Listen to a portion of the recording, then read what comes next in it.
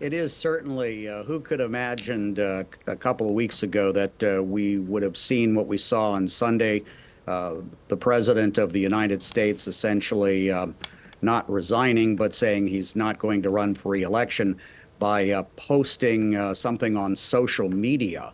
And very quickly, him endorsing his vice president, and then the Vice President Kamala Harris also not appearing, but sending out messages that she's going to try to earn and win the Democratic Party's nomination. Yeah, as you say, she hasn't spoken yet. That'll happen a little later on this morning. But she's had a lot of endorsements, but not right across the board. Where do you think she stands right now? Well, I think she stands with the Democratic Party base and its leadership in a very solid position. We, within hours, saw a number of key lawmakers on Capitol Hill, certain Democratic Party governors, and all of the state parties, but not necessarily all the delegates endorsing her. And yes, there is some hesitancy. We've seen we have not seen endorsements from, as you mentioned, Barack Obama, former House Speaker Nancy Pelosi. It's not that they're opposed to her candidacy or her. It's that they want a slightly open process. There had been some criticism leading up to this where people were really opposed to this pressure on Joe Biden to force him out of the race, calling it a bloodless coup. So they want to, if somebody wants to step forward and run against Kamala Harris, and there may be a vote among 2 or 3 candidates by the delegates, either a conference call vote or on the floor of the Democratic National Convention in Chicago, which starts on August 19th. Yeah. She wasn't a very high-profile vice president, but then a lot of vice presidents aren't. You don't really feel like we've got to know her over the course of the last 3.5 years. Well, if you've been following what the Republicans and Donald Trump have been saying about her, there has been a lot of negative publicity in right-wing media and from the Trump campaign. She has been tasked with certain high-profile issues, such as immigration. That doesn't seem to have worked out so well. She's been derided about that by the right. But she has been out there representing the United States and the president at major international conferences. She's met with a lot of leaders. Of course, Joe Biden was sensitive to this, being vice president under Barack Obama for 8 years. He wanted to make sure that whoever was his next in line would have some experience and capabilities to step into that job immediately if needed. Yeah, so that is interesting.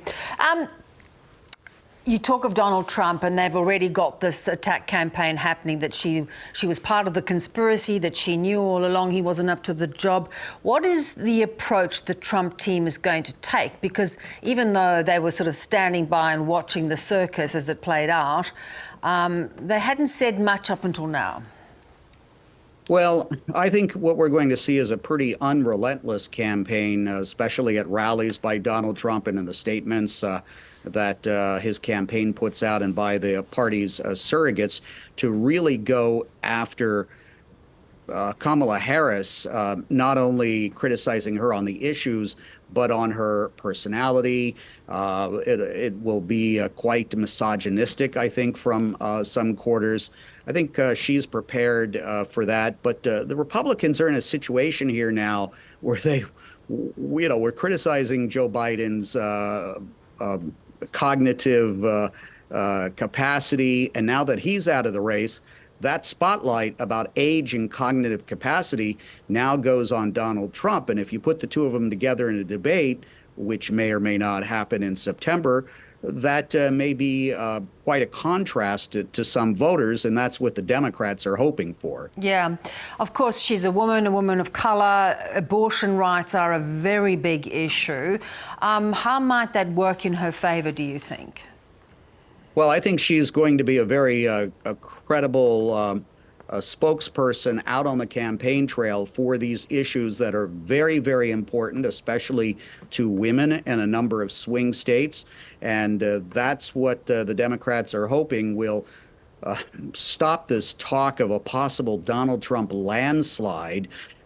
in November, and that there'll be this momentum and enthusiasm for Kamala Harris, which we've seen initially. She raised about $50 million on Sunday, mostly, it seems, grassroots contributions. And it does definitely put some excitement now and some drama into this race, because now we're waiting to see who she picks as her running mate if she does get the nomination, and how that person is going to contrast to Ohio Senator J.D. Vance, who is, of course, Donald Trump's running mate. Yeah, and that's a very interesting package that they've put together. Steve, just looking back, having been covering this White House, how do you rate Joe Biden's performance as a president? He certainly on the foreign policy stage has been really critical in a number of issues.